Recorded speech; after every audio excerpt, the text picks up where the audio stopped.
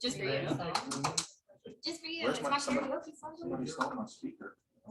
I was trying to get it to work and I couldn't figure it out. Oh, that's fine. You could come out, like, go down there and come out. Boys and girls, children of all ages. I wasn't here. Around what? The Valiant Group finally presents. How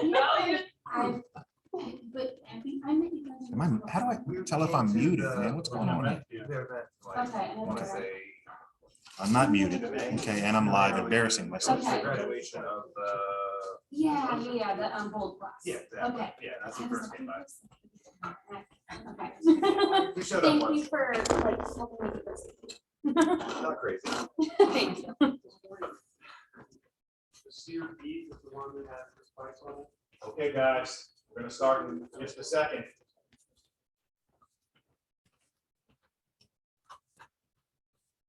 Well, that's me. And I had Taco Tuesday and Taco Wednesday. Yeah, buddy, Thanks, good Rob. week.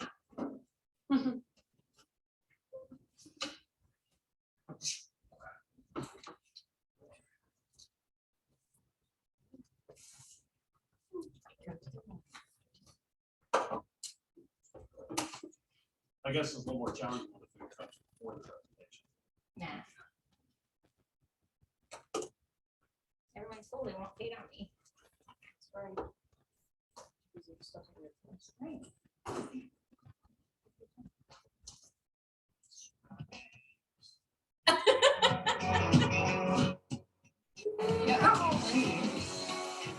We'll walk up to you.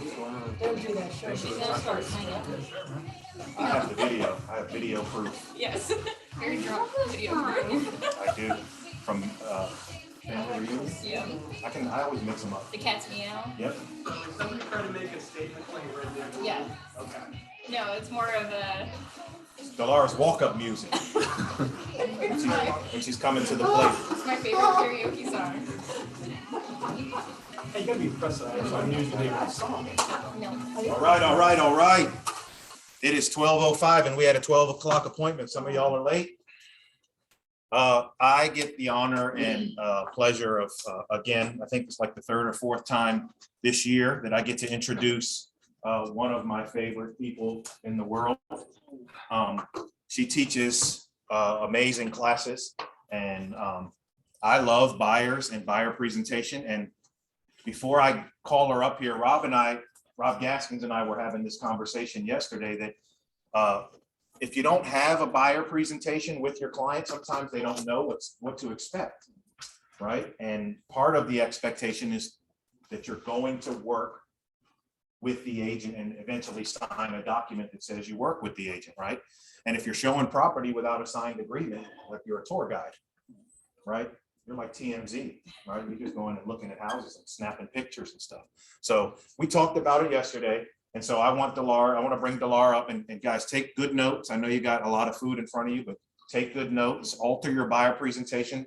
And at the end, we'll have some ahas. If you have a question online, Dilara, do you want them to put it in the chat or do you want them to speak up?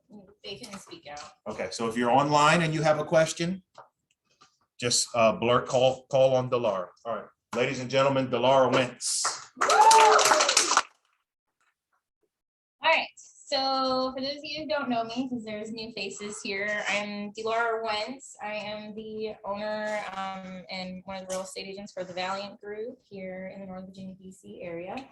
My first year in the business, I did 31 transactions for about 8.4 million, and almost all of them were buyers. Because that's just how it goes, right? It seems that your first year in the business, you're always just working with buyers. Buyers are actually my favorite to work with. And now that I'm moving more to the listing side, I get the opportunity to teach other people how to take on buyers, right? So last year we did about 62 units for almost 30 million, right under. And this year we're on pace to do about 72 units. So we are rocking and rolling. And this is the first year that we've actually been more like balanced of 50-50. I still love working with my buyers. Buyers end up being Sellers, yeah. And I will say with Rob Gaskins in the room, my very, very first year in the business, I was like, I want listings. Like, why do I keep getting so many buyers? I want listings, right? And Rob told me, well, what do buyers become? And I was like, well, what do you mean? Because at that point I didn't really know. And he said, well, they become sellers. So, if you get buyers now, and because I'm military and work with a lot of military, every 3 years they move, right? Like every 2 to 3 to 4 years. So they just automatically turn into sellers as long as I follow up with them and everything like that, right? So most of my first year was all buyers. I had the opportunity to work with Rob a lot. In my first year, it was fun, to say the least. You guys, when I got in the business, interest rates were 4.5 to 4.75%. So I did not get in the business with 2% interest rates, and I still sold 31 houses. People are always buying and selling. So if right now you're thinking, nobody wants to pay a 4% interest rate, put that out of your mind and just remember it's about the conversation of today, not the conversation that happened 3 months ago, right? Cool. So how many people have a buyer presentation? Kind of, sort of, yeah. Okay, so most of my buyer consultations actually happen over the phone. I do work with a lot of military who are not currently in the area. I think out of the 4 years I've been in the business, I probably sat down about 5 to maybe 10 times with people in person. So if you guys follow what I do today and you actually meet with people in person with what I'm going to do today, I guarantee you will probably get a lot more signed buyers. Because if I can do it over the phone, y'all can do it in person, right? You can build way better rapport with people in person than you can over the phone. And I just happen to do it over the phone. So if you guys take what I teach you today, I guarantee that you will get more buyers. Sound good? Awesome. So when do we take appointments? Like if somebody messages you and says, hey, I want to talk to you about buying a home. Are you going to say, are you available right now? No. Right, no. Yeah, why don't we just take an appointment like that? I want to pre-qualify them. We want to pre-qualify them, right? So you want to get them on the phone, right? Talk to them on the phone. Say, hey, motivation, your qualification, why else? Find out what their goals are, some motivation. The other thing that I'm looking for when I actually have somebody on the phone is what type of personality they seem to be, right? So you can tell, what do you think I am? Am I a high dominant person or an outgoing person for those who know me? My chatty Cathy? Yeah. So I always revert back to DISC. And the reason being is because this is what's going to tell me kind of what personality they are, which means how am I going to interact with them, right? So the DISC assessment is just basically, you can find out what you are by taking a DISC assessment. I actually recommend that you all take a DISC assessment just to see what type of personality you are, because then you're well aware of how to interact with people who aren't your personality type, right? So I'm actually a high dominant person. Rob's shaking his head. I'm a high dominant person. I'm also an I, which means an influential. I like to talk to people. I'm actually an introvert, but when it comes to business, I'll put it all out there, right? Like, you're going to be my friend and you're going to know it, right? And then S is steady, which means people who just kind of go with the flow, right? They're like, sounds good. Have you ever been on the phone with somebody and you're like, do you have any questions? And they're like, no. That's those type of people, right? And then your C are people who are compliant. Shannon Lauderson. Your broker, right? Like, they are. Your administrative staff, those kind of people, that this is where they usually sit, between your S and your C. I have no C, which is why I have this person and another person that helps me with all the paperwork and organizing my schedule and everything like that, because I absolutely have like no C whatsoever. Like, it's like down there. So when I talk to a C, what do you think I do? Because I'm a high I, and C's are usually like sit back, listen, write down, have their questions, and want to check the boxes. What do you think I do with C's when I get them on the phone? If I feel like they're a C personality. Change to C. Yeah, so I like don't talk as much, right? I want to answer all their questions. I'm going to walk them step by step by step by step. to the point where they fully understand it. If they don't fully understand, then we sit on that subject for a minute until they fully understand, right? Because I want them to be comfortable. It's not about me when I'm on the phone with them or in person with them, right? It's about them. So now my dominant personality is, what does that conversation look like usually? Yeah, I listen to them talk because they're in charge of the conversation, right? They have questions that they want answered. They don't really want to go step by step in the process. They're gonna just lay it all out there, right? I want to know X, this and that, and cool, conversation over, right? So that's another reason why we do the phone consultation, is to get an idea. Now, don't ever assume that somebody's going to be this, because you could actually meet with them in person and they have, you know, you were wrong basically, right? So when I set my schedule, when do you think I take appointments? What time of the day, what time of the week? Do I have a set schedule when I take appointments? I think usually in the afternoon. Yeah, because what do we do in the morning? We do Lead gen. What do I do at lunch? Eat. Exactly. And then in the afternoon, I am energized, ready, and focused to take appointments. So I always say when I meet with somebody, great, I'd love to meet in person. Do you have time Tuesday at 2:00 or Wednesday at 4? Right? Because those are the times in my schedule that I have set. So time management is super important. We just brought a new agent onto our team, and that's the one thing she's struggling with. And if you can figure out a way that works for you as far as keeping time management, I have a paper planner that I highlight. My blocks are in there and I don't go past it, right? Because I'm not going to invade that space, because I want an appointment. I want to be available for an appointment, and that's when I'm going to be available for it. Sound good? So why don't you rush over somebody's house or meet them for coffee? Like, why wouldn't we just be like, can you meet today at 2? Right? Same reason I won't hire a painter who says I can start tomorrow. Yeah.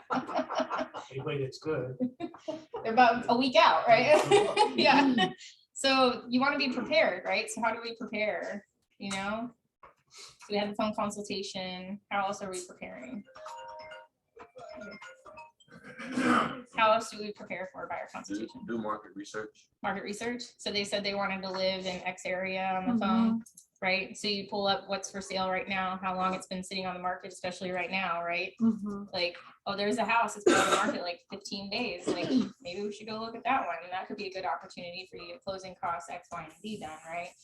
So doing that, absolutely. So that way you're the informational resource, right? Like they can ask you anything and you're like, got it, right? No, hold on, right? Why else? Why else do we prepare? What does being prepared do for you? You feel confident. Right, your confidence, right? I mean, so many different things too, right? So you could look at the news today, call your lender, ask where interest rates are sitting today, right? Those kind of things, because you want to be like, hey, interest rates came out, they were good today. You know, you have to remember that most of the buyers today never even saw 2% interest rates or even 3% interest rates, right? They're coming into the market fresh today, right? So the 5%, 4.5%, whatever it may be, is new to them. So don't bring up the market of the past, right? Unless they do, and then you're like, yeah, it's not there no more. You have opportunity, you have a chance to go see a house, go to another house, and maybe decide on it tomorrow, kind of thing, right? Cool. All right, so when I am preparing to go to my buyer consultation in person, I will email my home buyer guide first, as well as the checklist that's in front of you. Now, I take the checklist with me also on my actual appointment if I'm going to meet them in person. And why do I do that? It's a guide, right? For you to go down the list and explain to them what they're going to experience during the buyer transaction. So I'm going to pass this around. It's up here, but I'm going to go through it really fast. So we have a buyer's guide, and it's basically just a lot of reading material. For those who came to my listing presentation class, again, this is a rip off and duplicate. I bought it on Etsy for $15 and I plugged and played. Cool. I don't have time to put a whole one together, and that's not her job or my other assistant's job. So we have a meet the team page. Why do I do a meet the team page? If there's anybody else that's going to be working with you, why would you do that? Facial Recognition. Yeah, they can match the name to the face, right? So if Lindsay pops up for whatever reason to drop something off with them, they're gonna know what she looks like. It's not just some stranger at their door, right? We wanna make sure that they're comfortable. If I'm out of town, if I'm sick or anything like that, Sherry's face is on there because she might go open a door, right? Mikey's face is on there because she might go open a door. And so they wanna, be able to have that facial recognition. So, and not only that, but it shows them that they have like enough support too. So if you ever think that you're gonna have somebody showing or opening a door for you, I would highly recommend sending them a picture of the person who's gonna do that, because there's nothing more awkward than sitting at a house and you're like, wait, what car do you drive? Right? And then you're like, hi, is that you? I don't know, right? Like, it's probably the most awkward thing I've ever done, is like being like, hey, I don't know who you are, but shake my hand, you're so-and-so, right? Or like, rolling up on a renter and Sherry's helping them and I'm not, and I'm like, you're working with Sherry, right? And they're like, what? Never mind, it's fine. So you definitely want to have some sort of facial recognition. And then it goes step by step, talk about paperwork, negotiations, pre-approval. Why do I send this ahead of time? Set expectation. And not only that, but any questions they have will probably come up during the buyer presentation, right? When you're actually sitting down with them and everything. So it's a way for you to not have basically an awkward buyer presentation with your, upcoming buyer, because you've sent this to them, they've seen it, you've already got your preferred lenders in here. So you're like, hey, on page 8, all 3 of my preferred lenders are on there. You can call one of them, make sure who you jive with best, right? Especially first time home buyers. I always say, Rob's great. He'll make sure that, from, start to finish, if any of your questions, no small, no big questions, just ask the question, right? Just, he'll answer it for you. And then we'll discuss your needs, negotiate within terms. So any of this stuff they can have conversations with. So home inspections is one of the things that I make sure that when I'm meeting them in person, we talk about it, right? So just let you guys know, in the last 2 years, we only waived 2 home inspections out of over 90 transactions that we did. And the reason being is because I touch on it and I say, if your foundation's broken, you're not gonna have a good time later, right? I actually refused to write offers on a couple of houses for some of my clients, because walking through the house, you could just tell something was wrong with it. And I was like, you're not going to get a home inspection done on this house. So, all right. So we talk about lenders, receive the loan approval, what we do with that, get ready for closing, those kind of things. So, and then closing day. So we send this off, and then it's Tuesday at 2 o'clock, and I usually meet them at a coffee house. I sit down with them and I say, okay, guys, what questions do you have for me? That's a high dominant personality. I'm gonna ask that first, because I want them to control the conversation, right? What questions do you have for me? I'd rather answer your questions first before I get into my whole spiel of things, right? Because I'm sure you have questions. Is there any questions I can address before that? And they usually have a handful of questions that they want answered, and then I let them take the conversation how it is. Normally, I'll always ask too, like, is this your first time buying a house? If they're like, if they're a high D and they have bought a house before, it's pretty, I mean, you can tell, right? They're like, I know, I just need to ask about what interest rates are at, what the market is doing, and how long is it going to take me to get into a house, right? Anybody feel that when you talk to somebody of a high D personality? Yeah. How does my conversation with an I look when you first get there? How's the family? Yeah, how's your life? Because you're gonna tell me all about it. Right? So high I's are usually, they want to be more personable. You take them step by step. So like by the time I get to, this is our initial meeting, I'm so thankful that you guys, gave me the opportunity to interview with you. I love what I do. I mean, have you worked with other real estate agents before? And they say no, and then they tell me about the story as to somebody worked with so-and-so, and this is how it happened, and da da da, right? Like, and then you're like, okay, so the next step, right? Like, try to move along the conversation. Us are steady people, and normally I'll be like, hey, do you guys have any questions before we start? Is there anything that I can answer before we begin? And they're like, no, it's okay. You know, they're not in a super rush or anything. Sounds good. Okay. And then the C's, these people will normally have a whole booklet full of questions, right? Where they've got it on the brain and they're ready to get their questions answered. Or they'll say, you can go through the process, and I do have a couple of questions on some of the steps. Is that okay?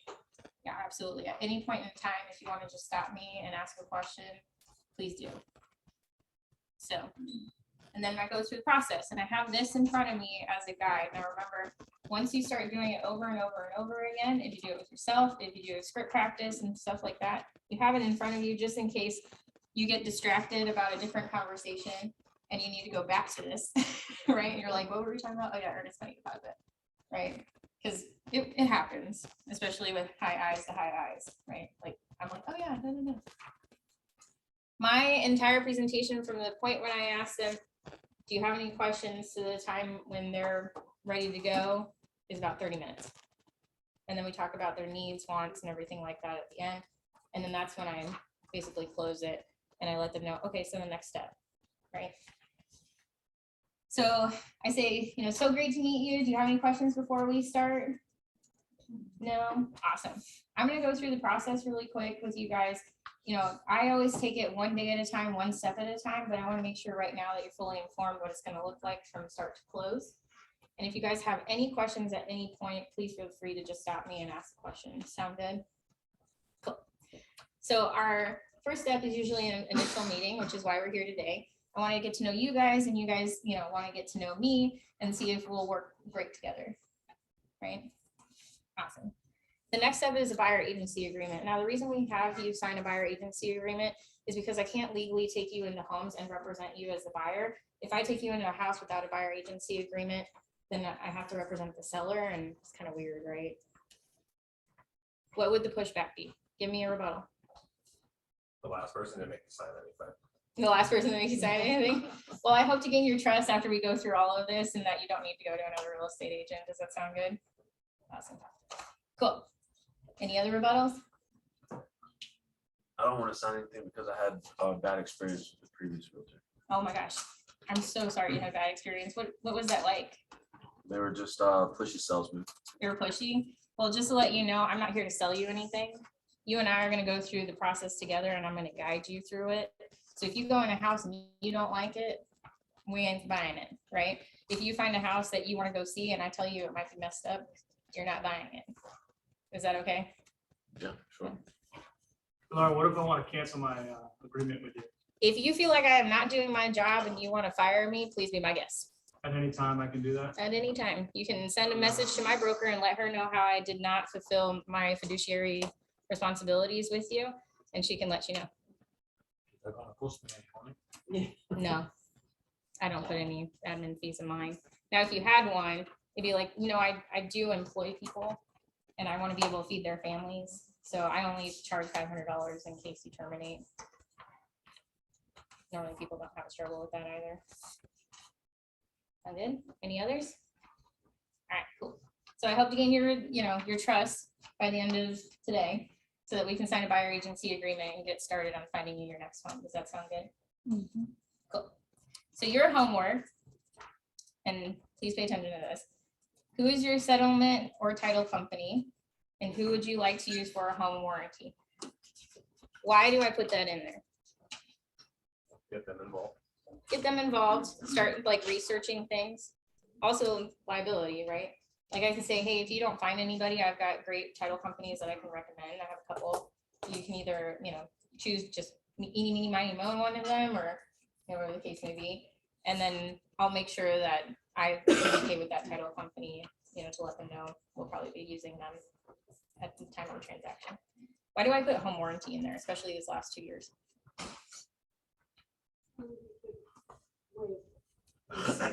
Right. So many people waived home inspections, septic and well, everything, right? So again, I told you guys out of the last 2 years, We only waived about 2 or 3. And the one that waived one had a home warranty because I made them get it, right? And their HVAC went out 2 weeks after they moved in.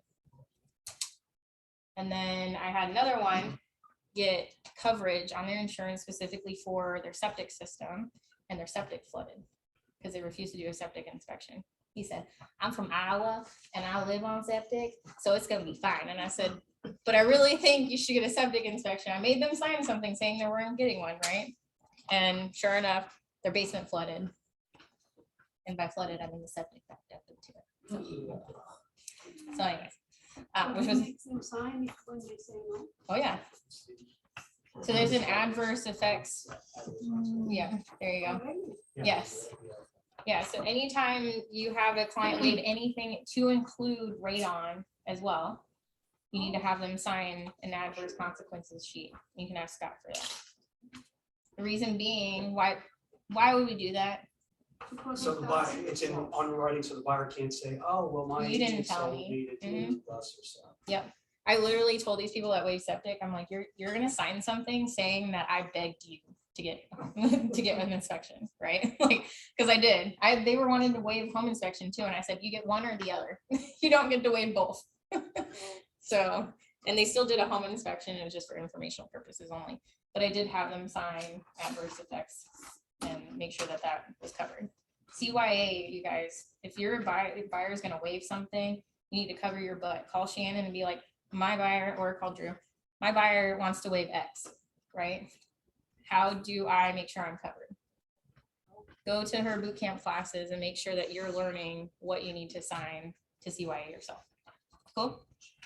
But yeah, the home warranty is there because I want to make sure that they're covered, right? And I always tell them, I said, it's not homeowners insurance, right? It's not homeowners insurance, but it might cover your HVAC, it might cover your appliances, depending on the coverage you get from the home warranty company. I would say call a few. I can give you a couple of them, but I'd say ask on the spouse's page, on the mom's page, or anything like that about who has a home warranty and how it's worked for them, right? That's probably the best place to, you know, for them to find one. So. Say that again? No? Okay. All right.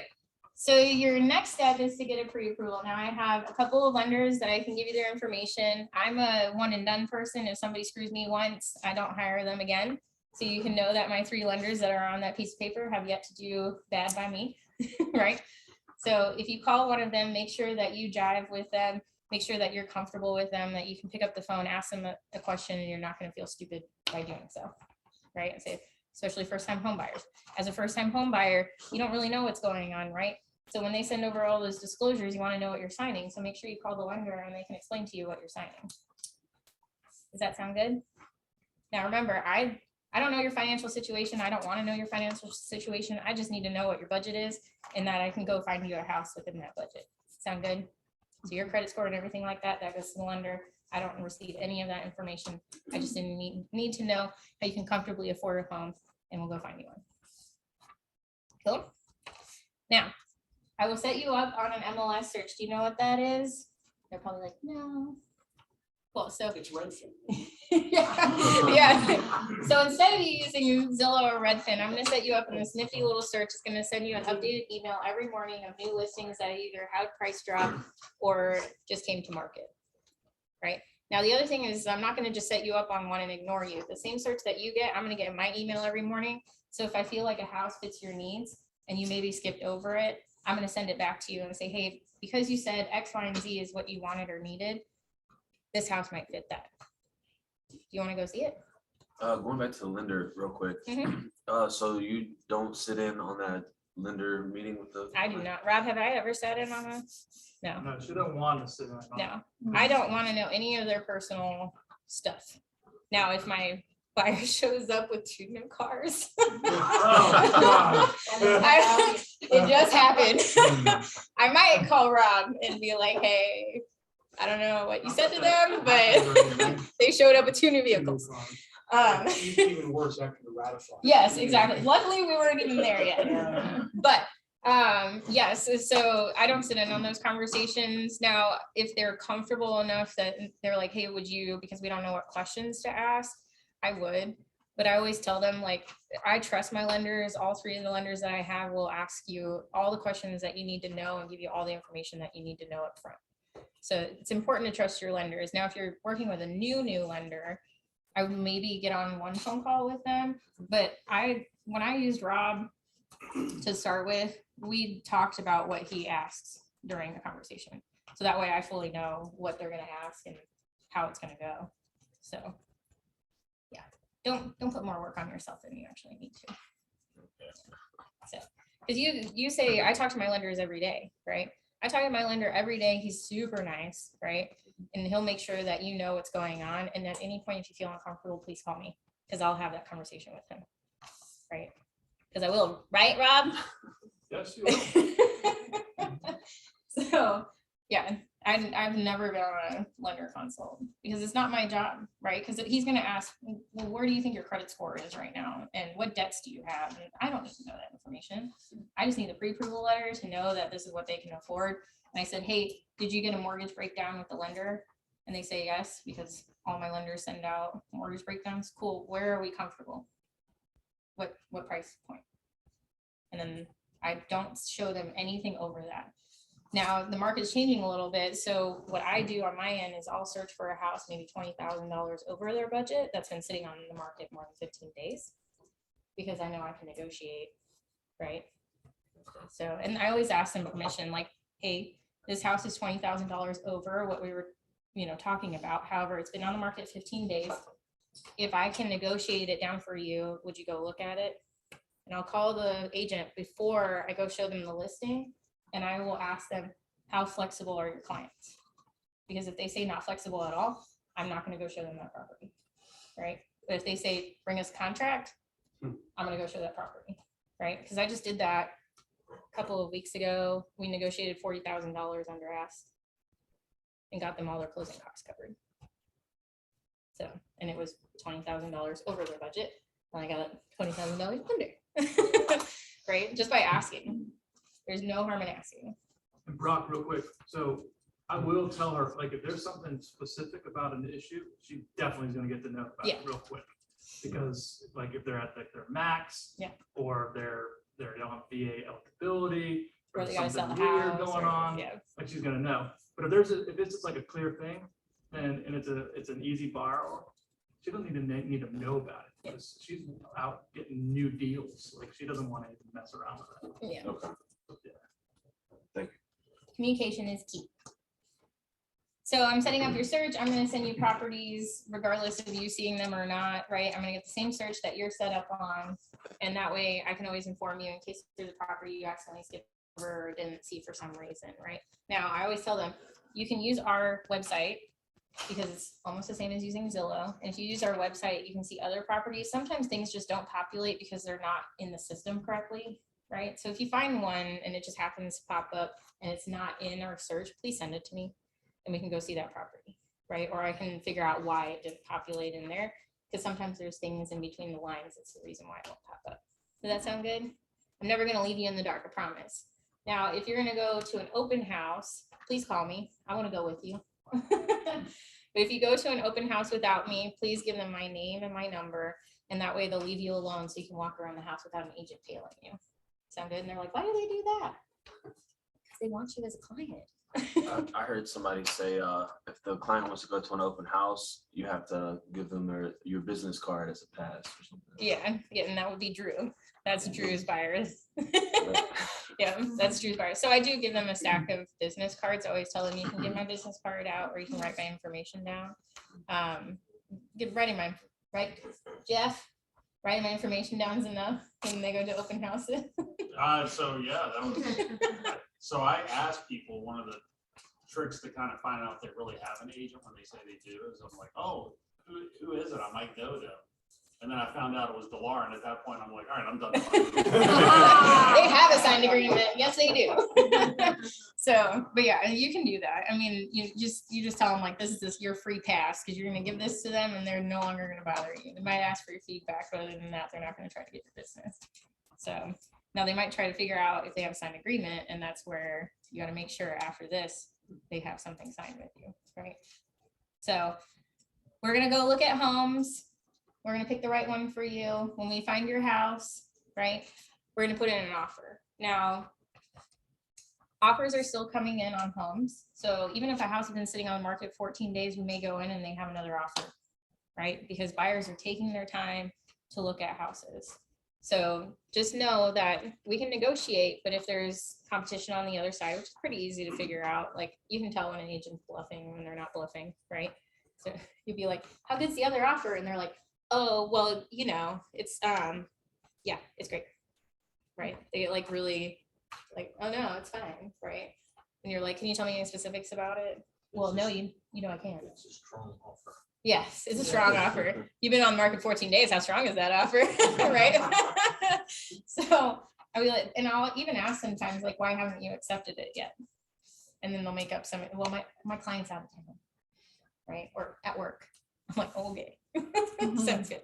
But we're still going to negotiate depending on how long the house has been on the market and if there's any competition, but I just don't want to get your hopes up that, you know, maybe there's not going to be any competition on a house, or that we can negotiate it way under ask or get a ton of closing costs, whatever the case may be. So every house is different in this market. It's from one house to another. Is that okay? And usually, what questions do they ask when you talk about going and looking at houses? What questions have you gotten? Yeah. And what did I tell you? Google it. Call the school. Yeah. So Lindsay was one of my past clients before I hired her on my team. And she asked me, can you make sure it's an X, Y, and Z school? I said, no, but you can make sure it's an X, Y, and Z school. I'll give you a website and you can go to it and just double check with the school district, right? Because we're not allowed to, right? Mm-hmm. So I had somebody yesterday, one of my clients asked me, what about the area? Is it safe? I'm like, it depends on who you're talking to, right? Because I've had clients who are police officers, they can live anywhere. Like, well, I'm a cop, so I'll live in the middle of the hood, it's fine. But then I have other clients who want complete suburbia. I want to make sure nobody around them is a sex offender. I want to make sure there's no crime, there's never been a petty theft, nothing, right? Me, I'm comfortable with a lot of things, right? I'm from Seattle, Washington. Like, every area is different. Here in Virginia, it's so different too, right? One street to the other is different.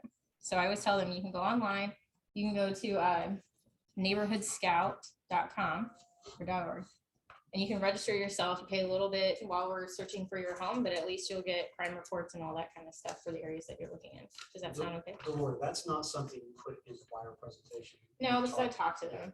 Yeah. So, and I have them write it down, whatever the case may be, because they can use whatever resources they want. I'm like, you can even call the police department. You can ask them, like, hey, I'm trying to buy a house on X street. Do you have any, you know, obviously the non-emergent line. Please don't call 911. But yeah, so you can get that information from them. Does that sound okay? I tell them to walk around the neighborhood on Friday night and see how it feels. So that too. I mean, I always say drive by a neighborhood at night after everyone's home from work, and you can kind of get a good feel, right? Because middle of the day, nobody's home these days. I mean, some people are home, but you can Maybe get a you better get a feel. good feel if there's a lot of people Yeah. outside. Well, after school hours and stuff, right? You know, those kind of things. So I also tell them, like, make sure that, you know, if you want to talk to somebody who's walking out and about on the way out. So like the other day, she goes, I wonder if the neighbors are nice. And the guy was out on his front porch and I said, hey, you like living here? Right? Mind you, 3 acres that way. And he goes, oh yeah. And he walked up and then we started talking and she was like, I can't believe you did that. And I'm like, I will go knock on that neighbor's door and ask them if they like living here to get you an opinion that's relevant to here, right? And sometimes you find out some really weird stuff like that. They don't like the people who live in that house and they're really excited that they're moving, right? It just happens. So don't be afraid to talk to people who are out and about, right? Like, you're going to buy this house. You're about to spend $500,000 buying this house. Talk to the person who's walking their dog and see if they like it. And if they're not friendly, maybe you don't want to live here, you know? So those kind of things. And they always laugh with them, right? And high D's, again, you're probably not getting this far into the conversation, right? You probably already stopped. High I's, you're probably talking about their kids' soccer team by now. They really want to join soccer. Well, I don't know. I mean, my son goes to Stafford soccer, right? It's like, you can look that up. I'll get you somebody, right? Ask on the Facebook page, those kind of things. but these people, you're probably still going, right?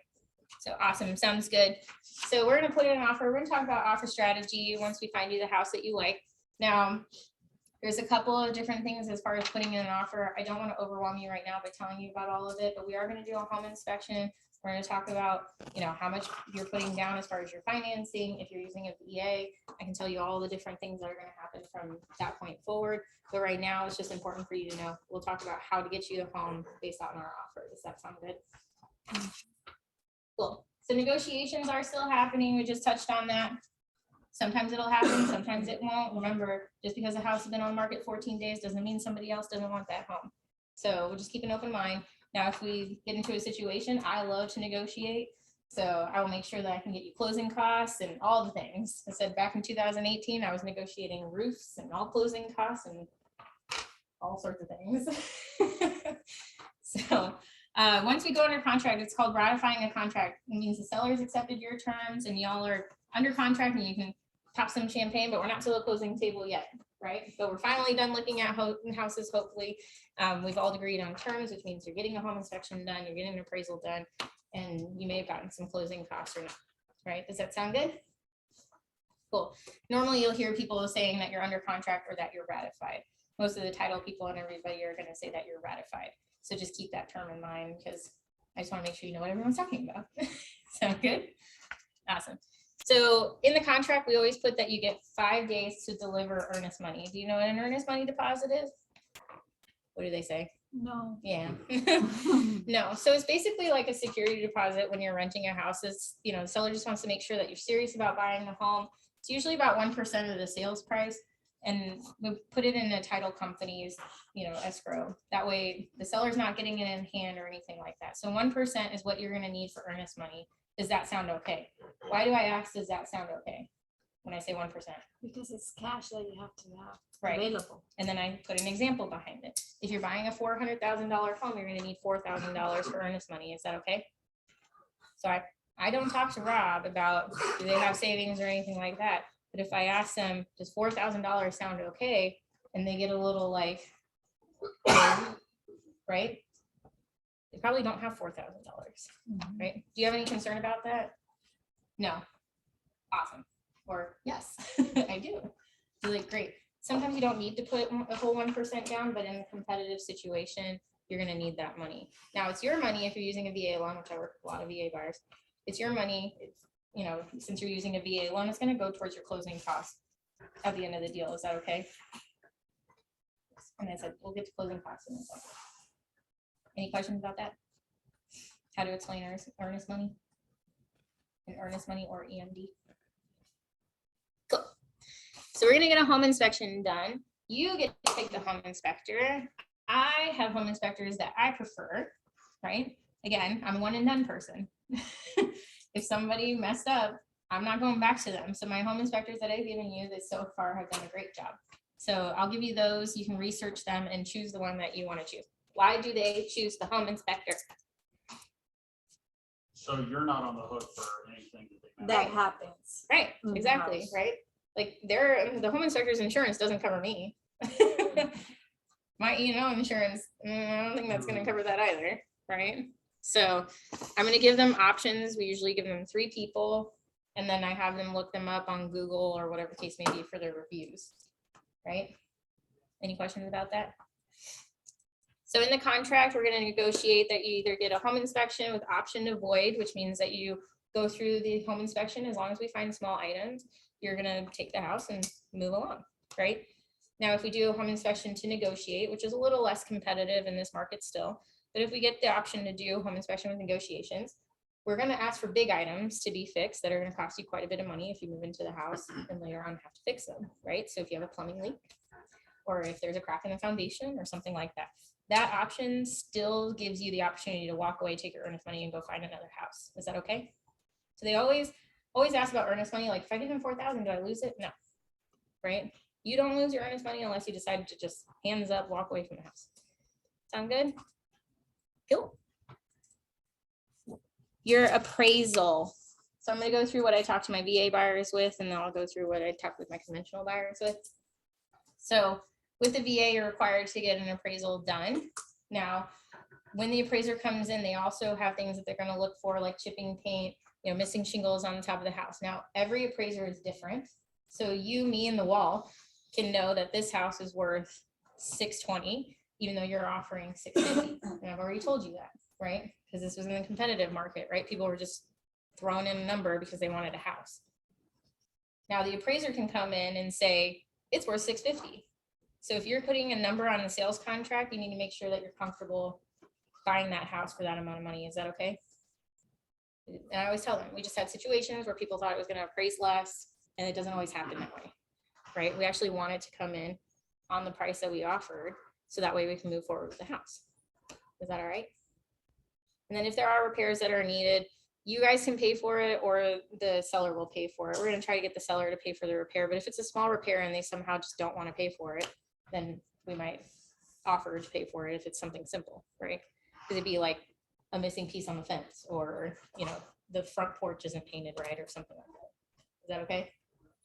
Now with conventional buyers, okay, most likely your appraisal is going to come in at us at the sales price, right? Because it's a conventional loan.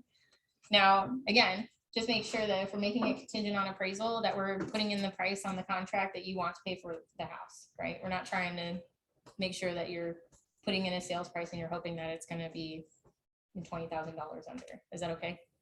Now, appraisers are very subjective, so it could come in higher, it could come in lower. Now, it's really weird how they do it.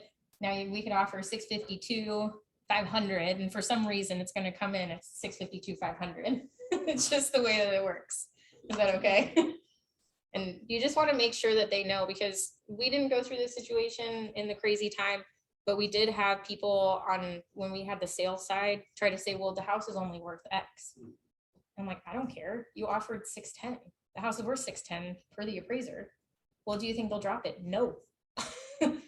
Your client can leave. Like, I'll give it to the next person who was $5,000 over theirs, you know, because it's just the way that it was. So just make sure that your client knows, if we're offering a certain price, that's the price you're going to buy it for. If it comes in less, awesome, your mortgage payment's less. But we go back to negotiations with the seller when it comes in less, and they can choose to not lower it and back out of the contract. And then you have to decide whether you want to pay the difference or if you want to go find another house. Now, if it comes in less and the seller wants you to pay the difference and you don't have that money or you don't want to pay it, then we take your earnest money deposit and we walk away. That's what your appraisal contingency is for. Sound good? I just always make them know that, hey, you need to buy this house for what you're willing to pay for it. Because you never know who's talking to them, right? It could be a dad or someone saying, oh, you can offer them 650 and they'll probably come in at 620. Mm-hmm. Like, no, who says that? Right? But it's been happening. So it might happen in like Iowa, but it ain't happening here, right? So once we go through appraisal and everything like that, then we just have your financing. The lender's going to do a soft pull usually about 3 days before closing. Make sure you didn't incur any new debt. Now, just remember, don't buy a car. Don't open a furniture card. Don't put any new money into your account without it being accounted for. So if you get a gift from your mother-in-law for some reason of over $1,000, you need to make sure the lender knows, right? And then if you're going to spend an astronomical amount of money, you need to call the lender first. So it's not just opening credit, it's spending money as well. If you're going to go spend more than like $2,000, I would say call your lender. Because you never know, right? If they have a large DTI and they need that cash in the bank to be able to offset, then they need to be able to contact the lender to make sure they're allowed to spend that amount of money before closing. Otherwise, what happens? You lose your financing. You won't be able to find the house. So after appraisal, it's going to feel like there's a whole lot of nothing going on. You're going to hear from the lender a lot more than you're going to hear from me. I'm still going to check in with you and make sure all is well and that you haven't spent any new money or opened any new credit cards or bought any new cars. And then we're going to go for the final walkthrough. Now we go for the final walkthrough, basically just making sure the house looks the same way that it was when we walked through the house during home inspection. Is that okay? Will you guys be here for that time? Now, if you work in the military, a lot of them probably won't be here, right? They're trying to find a house before they move into the area. So great. I will do the walkthrough with you over FaceTime, make sure that there's no leaks or anything. I'll flush toilets, turn on the water, everything like that. And in the case that there is nothing, then we just move on and we get to the closing table, and congratulations, you got a house. So when you're talking with the lender, what's going to be due at closing is your closing cost. Now, if I negotiate that for you, you get earnest money deposit back, and that's great. But that earnest money deposit, remember we talked about closing costs? Talk with the lender, get the breakdown sheet as to how much closing costs are going to cost you. They can cost you anywhere between 2.5% to 3% to more. If you're buying down points, you're going to have a lot higher of closing cost amount, but that's for you and the lender to talk about. Sound good? So we're talking about $4,000 for earnest money. And then your home inspection is probably going to cost you around $450 to $600, depending on how much square footage you have in the house. And then some lenders will charge you your appraisal fee up front, which is about $600. And then we're talking about closing costs. So if you add it all together, just on my end, you know, you're going to spend about $5,200 on my end, and then plus your closing costs, whatever that might be. So just give the lender, have the lender do the numbers for you. And then every time we put an offer on a house, I'm gonna have you reach out to the lender and have them do a closing cost scenario on that. But when you get to the closing table, I want to make sure you're well aware of how much money you're spending. Does that sound good? Why do we ask? Sorry, you ask every time you Put in see an a- offer. put in an offer, you ask for a. Yes. Okay. Of mortgage break. Rob, how many mortgage breakdown sheets did you do for me last week? A lot. A lot. So the reason being is because we want to know how much cash to close they're going to have roughly, right? So, and if I negotiate $10,000 for them, but their closing cost is $17,000, and they know they only have to bring $7,000 to the table, and then minus whatever their earnest money deposit is. You want to do that because taxes are different in every area too, right? So I work mostly in Stafford, but if I sell somebody a house in Alexandria, I know to tack on at least another $600 to what I'm used to in my brain, right? To what their mortgage payment's going to be. You have to pay the dental staff for a lot of the congestion relief fee. No. You're right outside of that. Yep. And Yep. the, Yeah, cheaper taxes. Yeah, we don't have a garage tax either. So Fairfax has garage tax. We don't have that. Good tax. But so I always want to make sure that they know how much money they're spending. And then at the end, I ask them, do you have any questions for me about the things we went over? No. Yes, no, no, no. Okay. So the reason being is because I want to make sure that you are fully aware of the whole transaction, and that way we can get a buyer agency agreement signed and go find you your next home. Is that okay? Yeah. So I've never had somebody refute me on a buyer agency agreement. I think, no, I haven't had anybody do that because I take them step by step by step. I answer all their questions because I've gotten really good at this. I know how to talk to them. Everything I went through, I would not do that with a D. I would ask them, do you know how the process is? No, hey, I sent you a checklist if you wouldn't mind looking it over. The only thing I want to talk to you today about is the money aspect.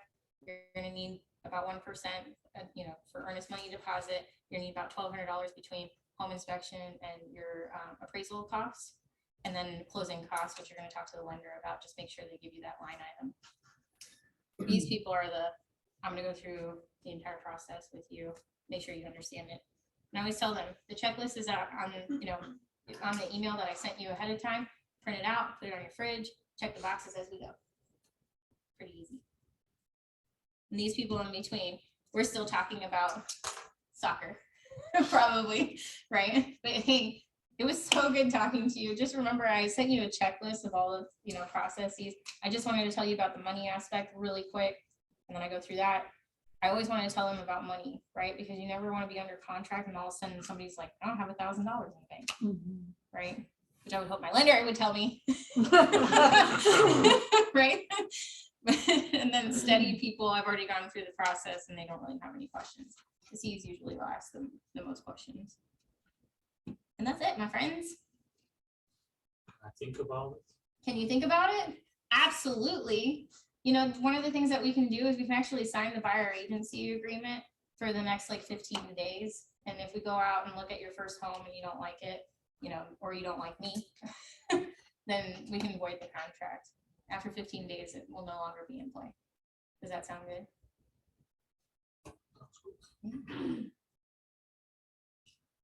I have a question. Uh-huh. Well, Redfin said they would So they do it for like 1%, would you be willing to reduce your commission? So- At the beginning of the packet that I sent you, I actually have all these employees that I pay to make sure that we get through the contract and process as smooth as possible. And if I were to discount my commission, then I have to discount their salaries. Is that fair? Can we use that picture on our buyer presentation?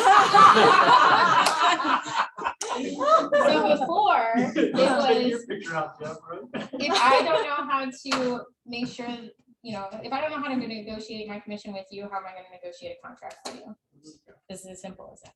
Yeah. But with this, I mean, y'all have people in the office, put Drew's face up there. But I pay his salary, right? Because people don't refute me when I say that. I say, look, I'm gonna give you a lot more service. Not only that, after the transaction, you become a part of our client family. I'm gonna meet with you probably every quarter. I'm gonna invite you to all of our events. During Thanksgiving, you get a free pie.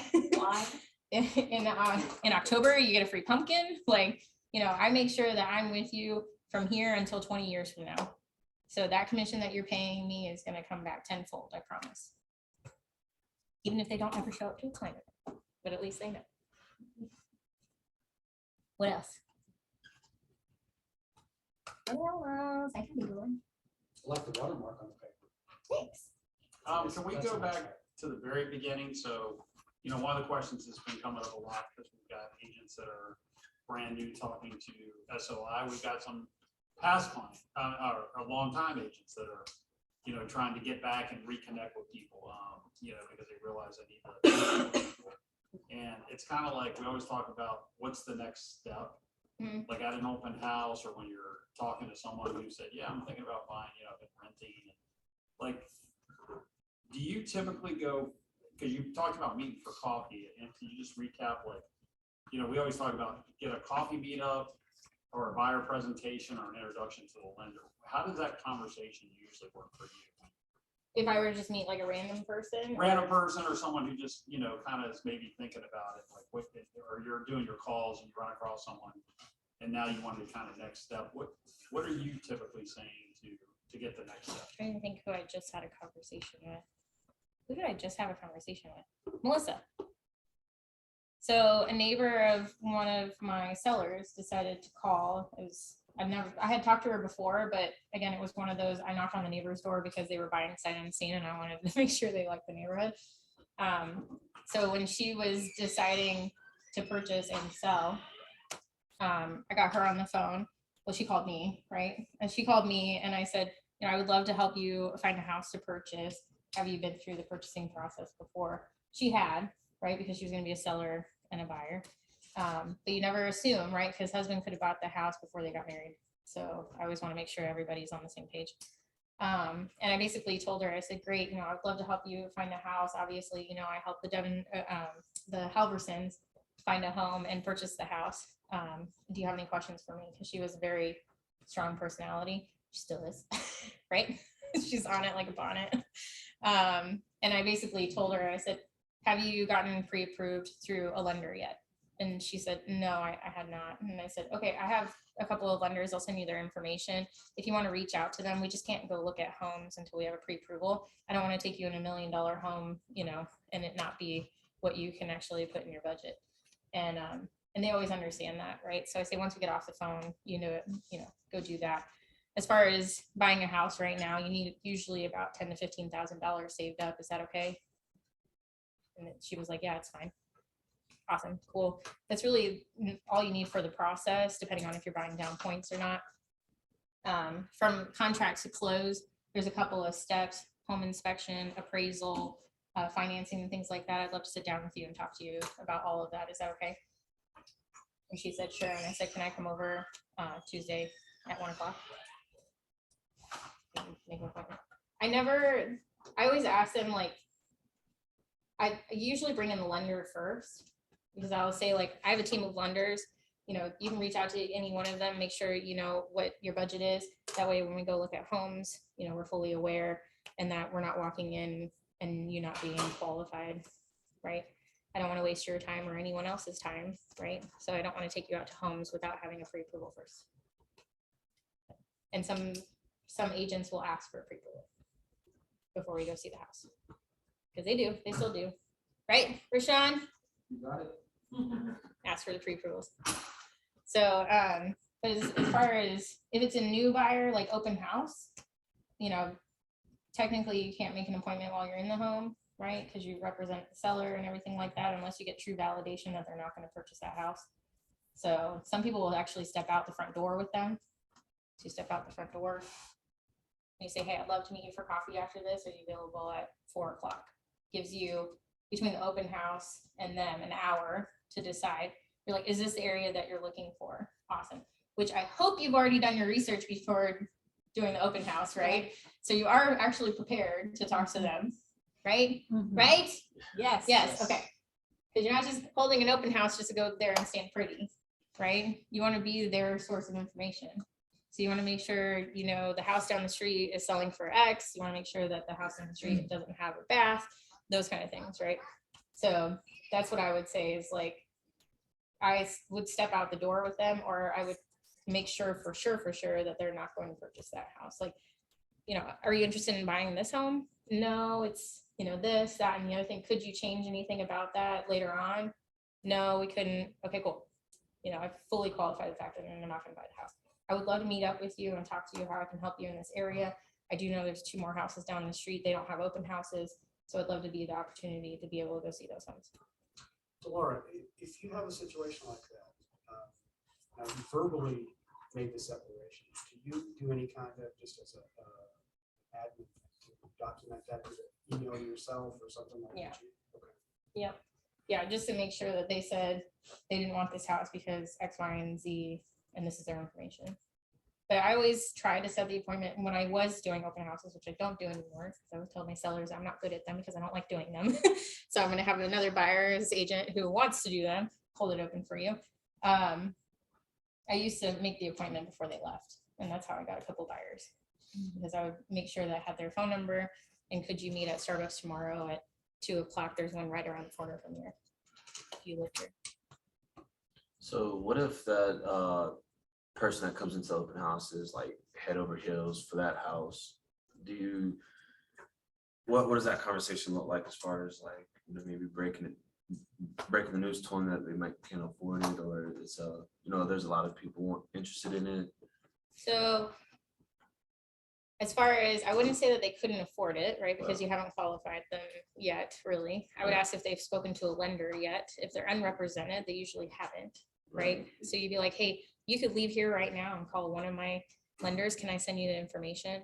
And I always have it screenshotted and in favorites on my phone. So I have it ready to go. Because you can imagine how many parties you go to too. And people are like, yeah, I've been thinking about buying. Like, here you go. So for that reason, I would say keep it in your favorites. Hey, I can send you a lender's information right now. If you get on Rob can have you pre-approved by like 3 o'clock, right? Just making sure that he knows all your debt to income and everything like that. And then that way you can be able to put in an offer on this home. Can I help you put an offer on this home? So if they really like it. Now they may get pre-approved and not be able to buy that house. And y'all, anybody who comes into an open house and says, I'm approved for $1 million, of course you are.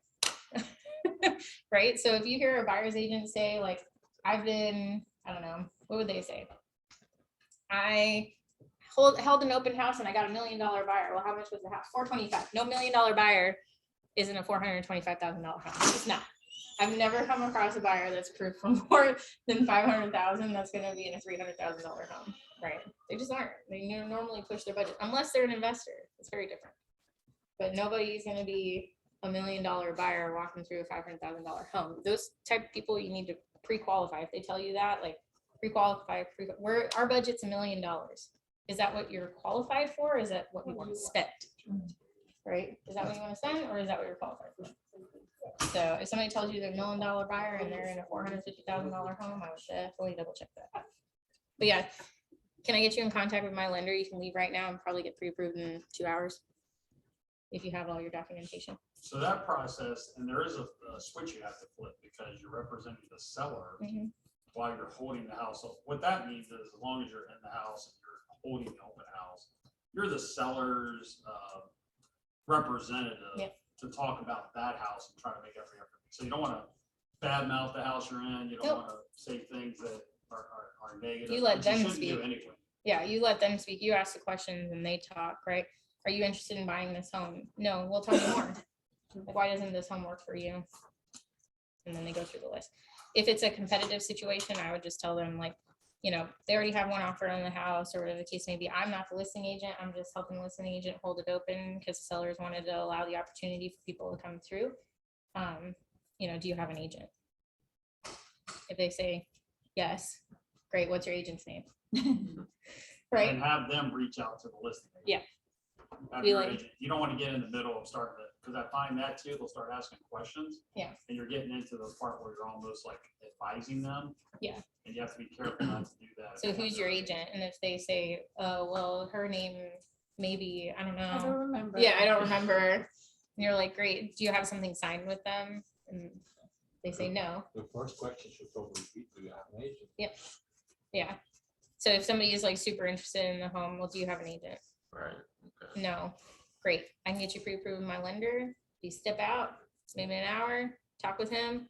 And then, you know, can we set up a call for 4:00 and I can help you buy this house?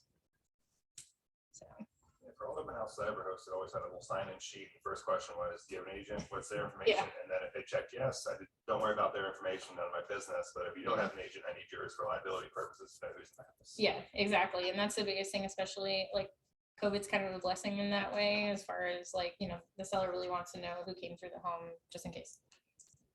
So if somebody says yes, but then doesn't put a name, I still talk to them, right? Because it's like, you don't know your agent's name. I don't think you have an agent.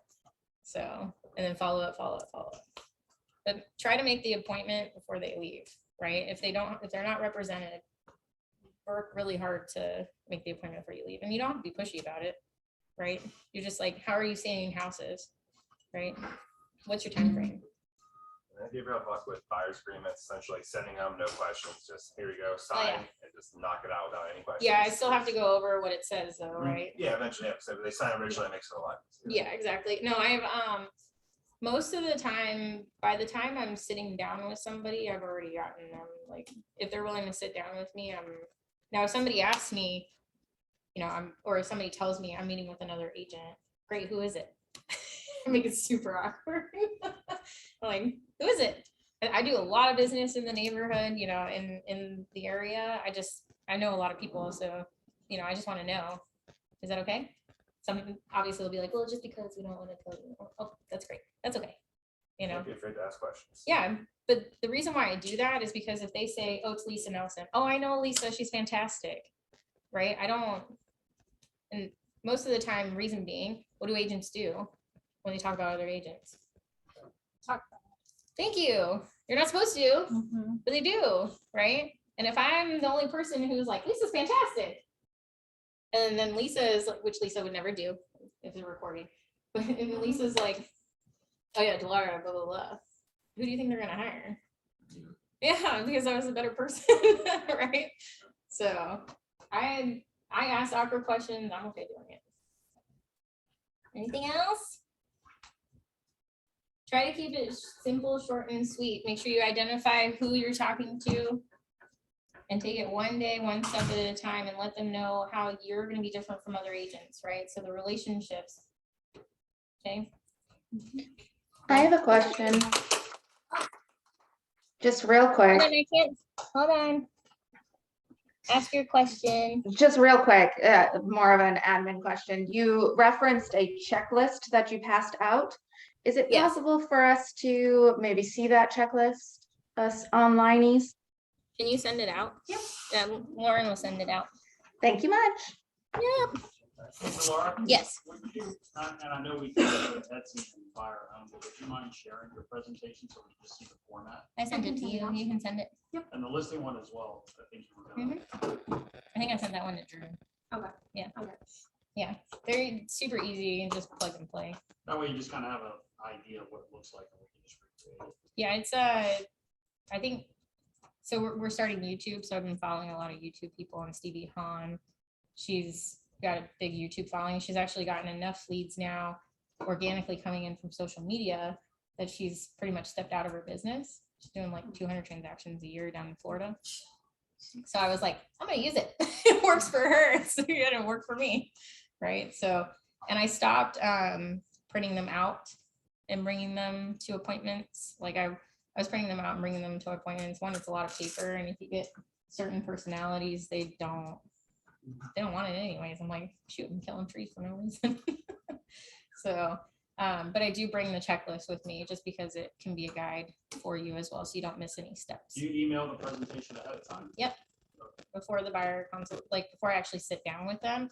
Now, our business is a little different because we get military buyers and they're not here, so I'm not going to meet with them anyways. So after my like true phone consultation with them, I'll send it to them. Normally, I don't even get to a second phone call with them though. I'll just get on Zoom or Facebook Messenger with them and talk to them face to face. And I'll send it along as soon as we get on so they can follow along. Any questions? Just remember, buyers turn into Sellers. Oh, I thought you were gonna say liars. no. Buyers are not liars. They're just not comfortable with you. Let me introduce Coach Jeff. We're going to stop the recording. Thank you. Sorry. Thanks, guys. Have a good one. Thank you. Thank you.